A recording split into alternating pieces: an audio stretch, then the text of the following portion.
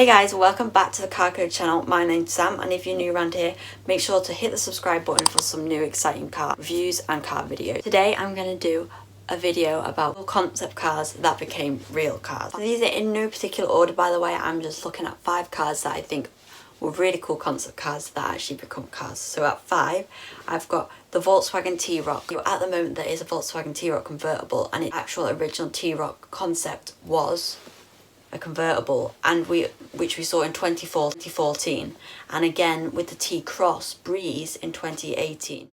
So we were kind of being teased by Volkswagen that there could be a SUV convertible.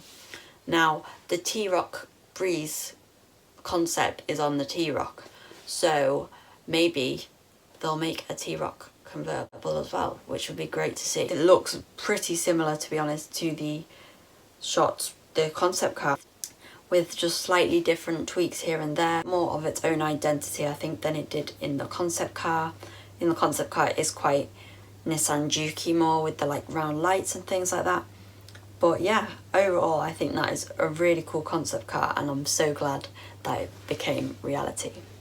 So at 4, we've got the Volvo Ycc concept and the Volvo Ycc concept.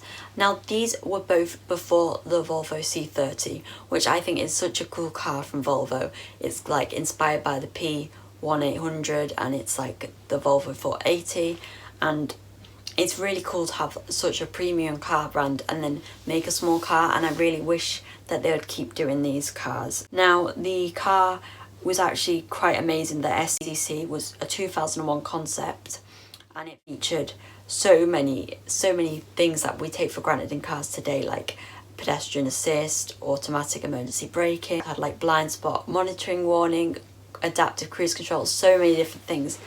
And it was all about like having a small car that they'll pack the safety into, which they did in the C30. Now they also, in this concept car, trialed a few other things, like a 4-point seat belt, which was like a harness that clipped in here. That hasn't taken off, but the reason we all have seatbelts today is Volvo. They were the first people to come up with the seatbelt idea, and they wanted everyone to be safe, so they were happy for everyone to use it, which I think is great. So we definitely need to be thankful for Volvo for what they've done to the car industry and car safety, an innovative brand, and they've helped the car industry a massive deal. So the Volvo Ycc is also former before the C30, and was sort of like the same sort of vibe. It did have gull-wing doors. I'm not a big fan of the back of it or anything, but again, the things that are inside it are very revolutionary, and it's quite a cool car. So inside it had a steering wheel that had the middle bit that stays and the thing goes round, and from that I can only remember Citroen's doing that, and this is in 2004, so maybe they nabbed the idea, maybe. And talking about Citroen, so number 3 is the Citroen C4 Cactus. Now this car might not be a favourite by many people, and it looks very much like the concept, as you can see there. I was not a huge fan of the Cactus when it came out, but in certain specs I really like it, especially if it's got like cream air bumps on it or brown air bumps. I think that looks so cool, and I think it's a shame that Citroen kind of toned the air bumps down so much, but I understand why they did it. At 2 is the new Bmw I4. Now I'm not a huge fan of BMWs, but now I'm actually coming to warm to them a lot more. Now the Bmw I4 and like 4 Series, I knew the front kidney grille wasn't a big popular thing, and I was not a fan of it, but it has grown on me, and I think normally I'm more of a fan of 3-door cars than 4-doors or 5-door cars, but I like this 4-door car a lot better than the 4 Series, which surprised me. I think it just looks like very elegant. It kind of reminds me of a bunny, like the Bugs Bunny. I know people did it, but it's so elegant, and I think they've definitely kind of gone out of their comfort zone a bit and made a new car. You know, it looks different from the 4 Series, it looks different from the other ones, and that's sometimes why I didn't like BMW so much, because all the cars looked pretty similar, and I like a bit of personality in the cars.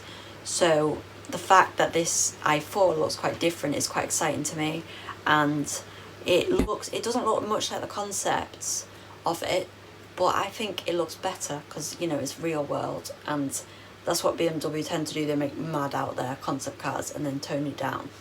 But I think they've done quite well with this car. One is a car that even I'm not sure I liked so much, and that is with the Nissan Chapo. It's the Nissan Cube. So the Chapo came out in 2001 and it was a concept car. As you can see, the photos are quite funny of it, like it's very 90s, and they've got like an Xbox inside of it in one of them. It's very crazy.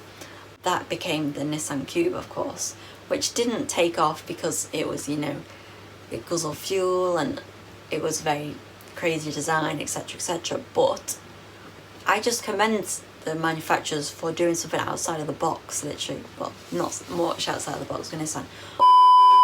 I like cars that are fun and quirky and look like concept cars on the road and futuristic, and all of these cars that I've listed today, I think they're all really futuristic and really cool. So I hope you liked this video, and if you did, please smash the thumbs up and subscribe to my channel, and I'll be having more videos like this coming very, very soon. So let me know in the comments down what you think. If there's other cars that I didn't include that I should have, let me know what they are. And other than that, I'll see you in the next video.